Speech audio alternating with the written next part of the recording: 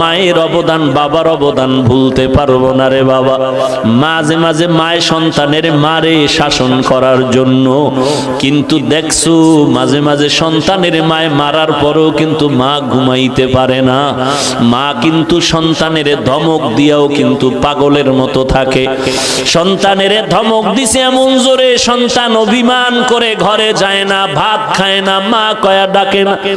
আব্বা জান একদিন তাকায় দেখতেছে বালিশে মাথা লাগায় তার স্ত্রী গুনগুন করে কান্না করে রাতের বেলা। আব্বা জান বলে, বিবি কেন কাঁদো? বলে, আমার অন্তরে বড় ব্যথা। বলে, কি ব্যথা? বলে, একটা সপ্তাহ হয়ে গেছে সন্তান আমাকে মা বলিয়া ডাক দেয় না। বলে, কেন?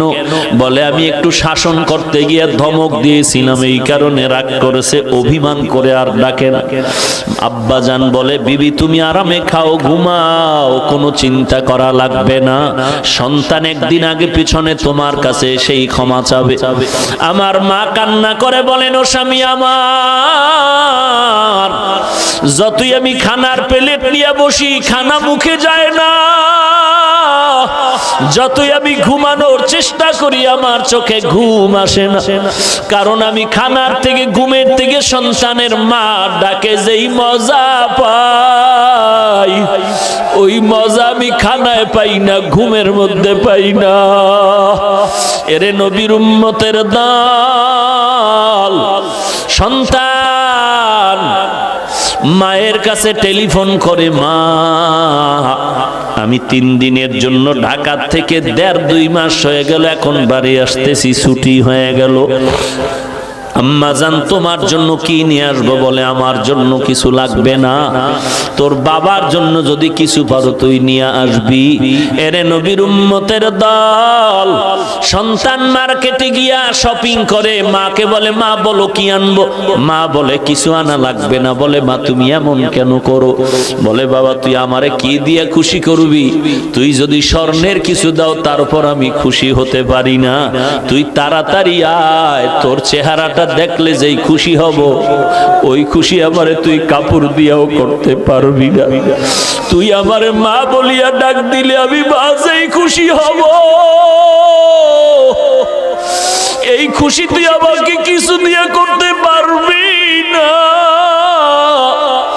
সন্তান সন্ধ্যা পেরিয়ে যাওয়ার পরে গাড়ির মধ্যে উঠিয়া মাকে মোবাইল করছে, আমি 12টার মধ্যে বাসায় চলে আসতেছি, মা তুমি দোয়া করো। প্রতিদিন মা ঘুমাইয়া যায়, আজকে মা ঘুমায় না, খানাও খায় না। সন্তান আসবে, একত্রে সন্তানের নিয়ে মা খানা খাবে।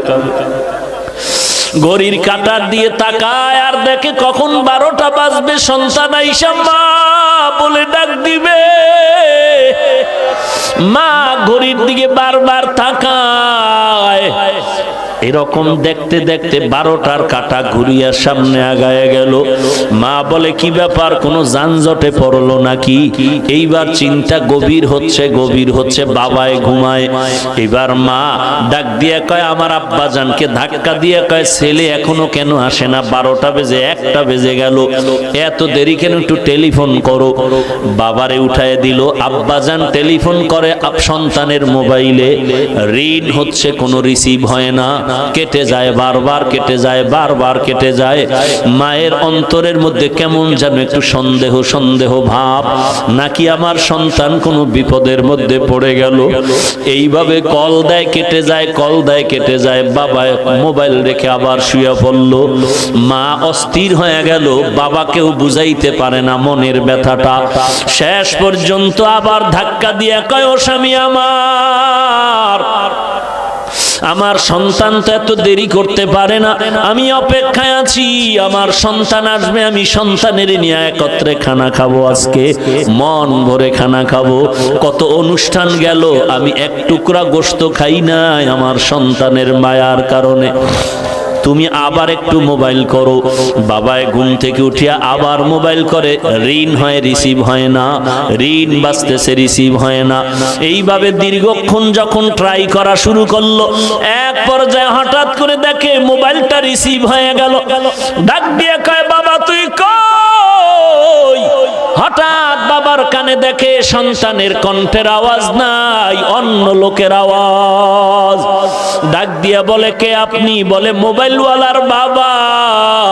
বলে, তাড়াতাড়ি অ্যাম্বুলেন্স নিয়ে আসো, তোমার সন্তান এখন পরকালের লাশ হইয়া মাটিতে পড়ে আছে।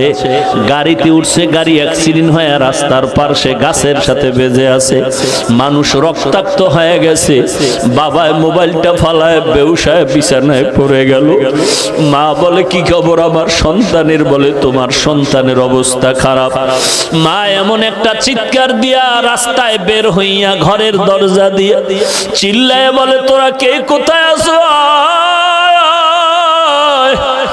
আমার সন্তানের একটু আগায় আনতে আমি যাই।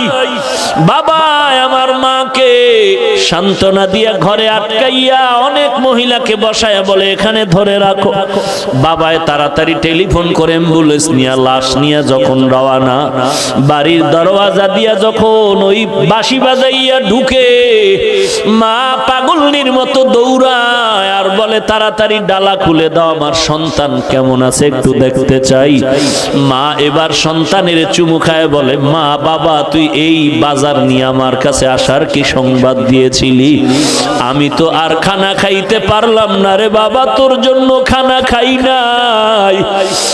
আজ আমার কলিজায় তুই এমন আঘাত দিয়ে গেলি রে সন্তান। ওই মা ওই যে সন্তান করে করে করে করে কান্না করে করে এমন পাগল হয়ে গেল, দুনিয়ার কোন ডাক্তার আজও পর্যন্ত এই মাকে ভালো করতে পারলো না। এরে পয়গম্বরের উম্মতের দল, ও পর্দার আড়ালের মা বোনেরা, তুমিও সন্তানের মা, একটু চিন্তা করো, তোমার মাও তো একদিন এই রকমই মা ছিল। আজকে তুমি নতুন স্বামীর ঘরে আসছো, কত আরাম, কত আনন্দের শাড়ি পরিয়া, কত আনন্দের খানা। এমন একটা দিন আসবে সাদা কাপড়ের প্যাকেট হইয়া কবরে যাইবা, সবাই কান্না করবে, সন্তান মা মা বলে কাঁদবে, একটা জবাব দিতে পারবা না রে মা। আল্লাহ পাক বলেন, ওয়াবিল ওয়ালিদাইনি ইহসানা, ওই মা বাবার সাথে ইহসান করো। যার মা নাই, যার বাবা নাই, ওই অন্ধকার কবরের কিনারা দাঁড়ায় চোখের পানি ছেড়ে দোয়া করো, কোরআন তেলাওয়াত করো, আর গুনাহ ছাড়ো, নেক আমল করো। ওই মা বাবার জন্য দিলটা ভরে নেক আমল করো। ওই মা বাবার সাথে যেন কোন রকম বেয়াদবিমূলক আচরণ না হয়। আল্লাহ পাক বলেন, ওই মা বাবার কেউ যদি বৃদ্ধ হয়ে যায়, খবরদার ধমক দিয়া কথা বলবা না, উপশব্দ বলার মতো কোনো শব্দ যেন না হয়। এরে নবীর উম্মত, যদি কথা বলতেই চাও, সুন্দর ভালো আচরণ করো, এমন ভালো, ওয়াকুল লাহুমা কাওলান কারীমা, এমন সুন্দর আচরণ করো। সুন্দর ভালো ব্যবহারের মানে হলো, মা যেই ভাষাটা সহজে বুঝে ওই ভাষায় তুমি কথা বলো নরম ভাবে, এটাই হলো কাওলান কারীমা, আয় লাইয়িনান সাহলা, নরম নরম ভাষায় কথা বলো। ওয়াকফিজ লাহুমা জানাহাযুল্লি মিনার রাহমা, তোমার বিনয়ের ডানা মা বাবার জন্য বিছায়া দাও অনুগ্রহের সাথে। অর্থাৎ ডানা মানে মানুষের তো কোনো ডানা নাই, পাখির ডানা হয়। আল্লাহ কেন বললেন সন্তান তুমি বিনয়ের ডানা বিছায়া দাও? তার মানে পাখির ডানার মধ্যে সব শক্তি, ডানাটা যখন ধরে ফেলে পাখিটা দুর্বল। তোমার ডানা মা বাবার জন্য বিছায়া দাও মানে জীবনের সব কিছু মায়ের জন্য বাবার জন্য বিলীন করে দাও। তাও আবার মিনার রহমা, মানুষের চাপে না, সমাজের চাপে না, মিনার রহমা অনুগ্রহের সাথে, মনের মধ্যে কষ্ট নিয়ে মানুষকে দেখানোর জন্য করবা না, যা করবা দিলের মোহাব্বত নিয়ে করবা। অকুর রব্বির হামহুমা কামা রব্বায়ানি সগীরা, ওই মা বাবার জন্য প্রাণ খুলে আল্লাহর কাছে কান্না করে দোয়া করবা। ওই মা বাবার জন্য রব্বির হামহুমা, আল্লাহর কাছে সব সময় দোয়া করবা, আল্লাহ আমার মা বাবাকে তুমি রহম করো, মাফ করো, দয়া করো, যেমনি ভাবে তারা আমাদের উপরে দয়া মায়া করেছিলেন। এরে নবীর উম্মতের দল, একবার পারো কুল হু আল্লাহ সূরা আলহামদু সূরা দরুদ শরীফ পড়ে দোয়া করো। যদি দুনিয়াতে যার মা নাই বাবা নাই, যদি অন্যায় করে থাকো, ওই কবরের কিনারায় গিয়ে একটু দোয়া পড়ো, কান্না করো, চোখের পানি ছেড়ে দোয়া করে যদি ক্ষমা চাও, আল্লাহ পাক চোখের পানির বদৌলতে তোমার জীবনের সব গুনাহ মাফ করে দিবেন। ওই মা বাবার জন্য দোয়া করো, নিজেও কিন্তু আল্লাহর কাছে তৈরি হয়ে যাও, ইবাদত করবা আল্লাহর, আর কারো অংশীদার এখানে বানাইবা না। মা বাবার খেদমত করে দোয়া নাও। দুনিয়াতে দোয়া ছাড়া কেউ কামিয়াবির দরওয়াজায় যেতে পারে নাই, পারবাও না। মুরব্বিদের দোয়া, সাদা দাড়িওয়ালাদের দোয়া, তোমার বয়সের যে বড় তার থেকে দোয়া নাও। গায়ের জোরে রাগ করে বাহাদুরি করে গাদ্দারি আর বেয়াদবি করতে পারবা, কারো থেকে দোয়া নিতে পারবা না।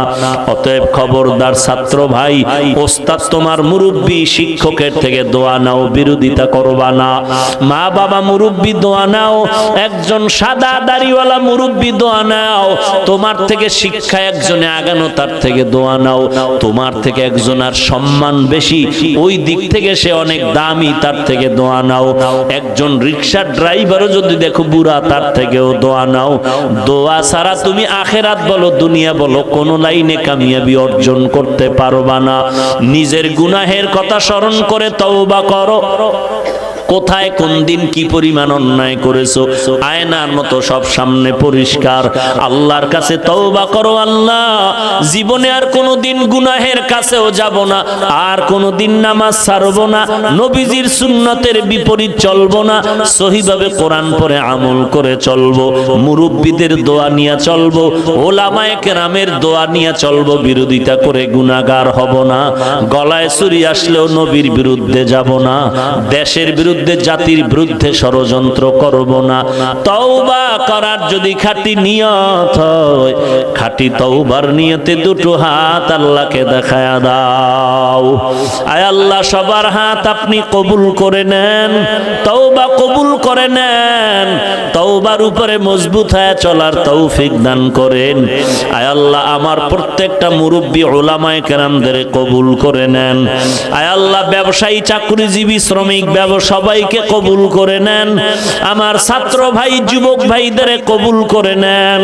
আয় আল্লাহ আপনার পছন্দের বান্দা হিসাবে কবুল করে নেন। নবীর তরিকা সুন্নাত অনুযায়ী চলার মতো আমল করার মতো তৌফিক দান করেন। ওলামায়ে আহলে হকের পক্ষ অবলম্বন করে চলার তৌফিক দান করেন। আয় আল্লাহ গুনাহ মুক্ত জিন্দেগি দান করেন। আমিন। আলহামদুলিল্লাহি রাব্বিল আলামিন।